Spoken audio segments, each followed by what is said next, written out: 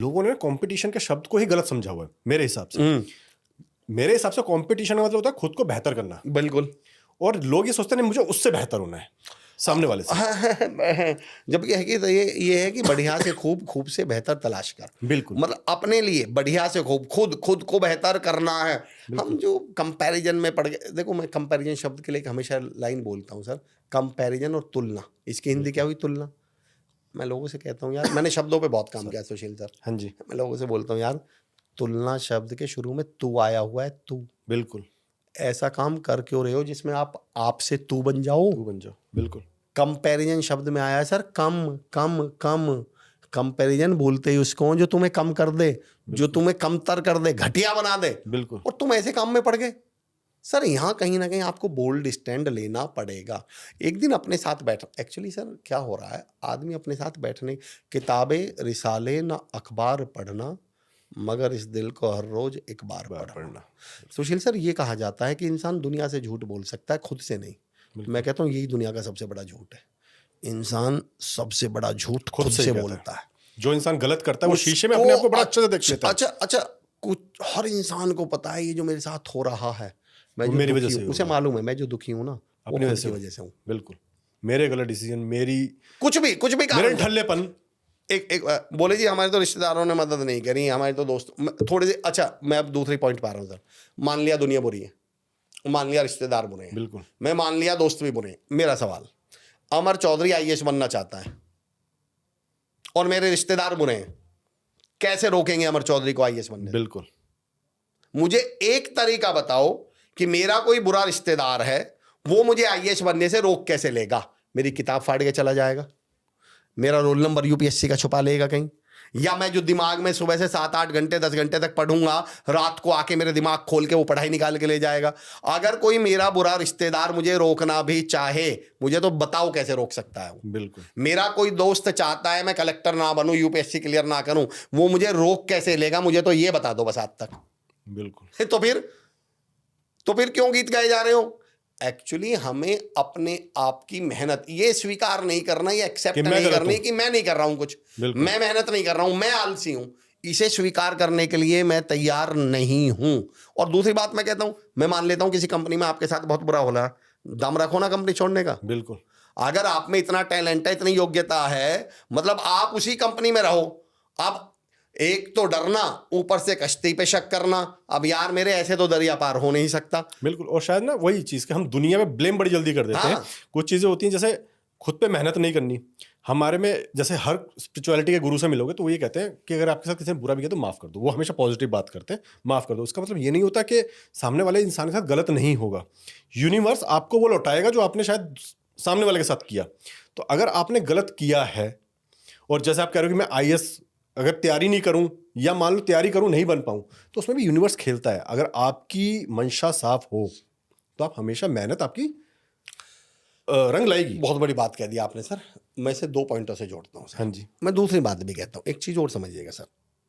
मैंने अभी थोड़ी देर पहले कहा था कि एक आदमी ढूंढ के नहीं ला पाएंगे आप, बिल्कुल, जिसने सच में कोई काम किया और वो फेल हुआ और उसका सक्सेस आप ढूंढ के ही नहीं ला पाएंगे। बिल्कुल। वो अल्टीमेटली लाइफ में आप लोग अपने आसपास देख लेना, अपने किसी रिश्तेदार को देख लेना, वो उसने दुकान खोली नहीं चली, पर उसने सच में दुकान खोल के दुकान पे वो बैठा था, दुकान पे बैठ के मोबाइल नहीं चला रहा था। बिल्कुल। अब मैं दुकान खोल लूं और दुकान पे बैठ के मोबाइल चलाता रहूं और फिर कहूं कि देखो जी हमारे तो रिश्तेदार किसी काम के नहीं है, कपड़े खरीदने यहाँ आते ही नहीं। दुकान रिश्तेदार थोड़ी खरीदने आएंगे कपड़े, बिल्कुल, या कोई भी मतलब कोई भी। तो एक्चुअली अब मेरा पॉइंट सुनिए सर, जिस पे आपने जो पॉइंट उठाया मैं उस पर बात करना चाह रहा था कि हमें जब चीज़ों को बेहतर बनाने का है तो एक्चुअली सर हमें खुद एफर्ट लगाने पड़ेंगे। बिल्कुल। और मेहनत में तो ये कहता हूँ सर कि मेहनत तो करनी पड़ेगी। बिल्कुल। आपके हाथ में सिर्फ इतना है कि टाइम पे कर लीजिए, और एफर्ट सही जगह होने चाहिए।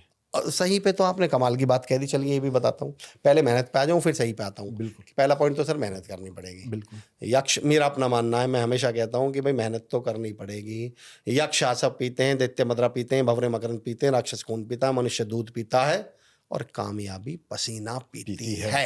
आपके बस की है तो इसके बारे में सोचिए, वरना किस किस को आजमाइए, किस किस को रोइए। आराम बड़ी चीज़ है, मुँह ढक के सोइए। बिल्कुल। पर मैं एक चैलेंज देता हूँ सभी लोगों को, अगर आप कामयाब नहीं हैं तो आप मुंह ढक के सो के दिखा देना, ट्रेनिंग देना छोड़ दूंगा। बिल्कुल। एक्चुअली कुछ चीज़ें हमें पता ही नहीं है सर। मैं ये कहता हूँ मज़े भी कामयाब आदमी ले सकता है, नाकामयाब आदमी मज़े भी नहीं ले पाएगा। बिल्कुल। कहानी किससे खामा खा के कितनी ही सुना लो आप, हाँ, डायलॉग बाजी बिल्कुल, कितनी बिल्कुल। कितनी कर लो।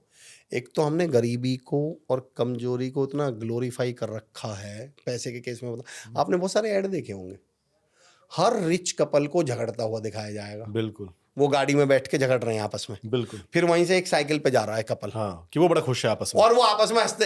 हाँ। मैंने कहा महाराज कौन सी दुनिया में रह रहे हो यार, मतलब सच्चाई का सामना कब करेंगे हम लोग, कब? मैं भी गांव का रहने वाला हूं भाई, बिल्कुल। मेरे गांव में भी 24 घंटे एक ही बात की लड़ाई चल रही है कि घर में पैसे नहीं है, बिल्कुल। घर में ये नहीं है, घर में वो नहीं है। कोई एक ऐसी चीज दिखा देंगे और उसके ऊपर फिर रील बनती चली जाएंगी। रील हमने ये सिद्ध कर दिया कि पैसे वाले सारे के सारे दुखी हैं, बिल्कुल, सारे पैसे वाले दुखी हैं।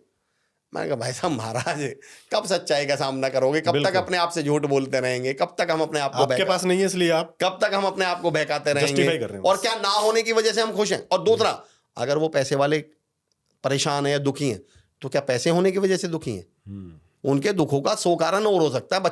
बच्चे को कोई ऐसी बीमारी है जिसका धरती पर कोई इलाज नहीं, पर इसका पैसा तो कारण नहीं है, बिल्कुल, इसका वजह पैसा तो नहीं है। तो कुछ चीजें अब वक्त आ गया है सर जब हमें सेल्फ असेसमेंट की जरूरत पड़ेगी, अंदर झांकना पड़ेगा। बिल्कुल।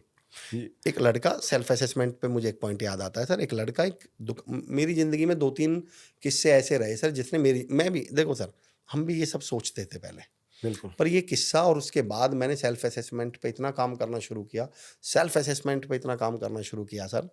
एक लड़का एक दुकान पर पहुंचता है, मुझे इससे बड़ा उदाहरण को सेल्फ असेसमेंट पे लगता नहीं। एक लड़का एक दुकान पर पहुंचता है और वहाँ से एक फ़ोन, STD PCU होते थे उस समय, वो एक फ़ोन करता है, उधर से एक मैडम फ़ोन उठाती हैं।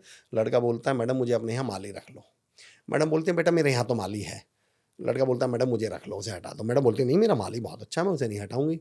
लड़का बोलता है मैडम मैं ना लंच भी नहीं करूंगा, मैं घर से ले आया करूंगा, आप मुझे रख लो। मैडम बोलते नहीं भाई मेरा माली बहुत अच्छा, मैं नहीं हटाऊंगी उसे। वो बोलता है मैडम मैं 100 रुपये कम ले लूंगा उसे, आप मुझे रख लो। मैडम बोलते नहीं मेरा माली बहुत अच्छा है, मैं उसे नहीं हटाऊंगा। और मैडम ये क्या फ़ोन काट देती है। ये सब कुछ ना वो दुकान वाला देख रहा होता है, उसे उस लड़के पर तरस आ जाता है, दया आ जाती है। वो उसके पास आके बोलता है बेटा तुझे इतनी काम की तलाश है, इतनी नौकरी की जरूरत है, इतनी परेशानी है, तो तू एक काम कर मेरे यहाँ काम कर ले, मेरे यहाँ जॉब कर ले। लड़का बोलता कैसी जॉब, काहे की जॉब? दुकानदार बोलता है कि यार तू अभी तो नौकरी मांग रहा था, अभी तो जॉब मांग रहा था उससे फ़ोन पे। लड़के का जवाब सुनिए, लड़का बोलता है उस मैडम के घर माली मैं ही हूँ।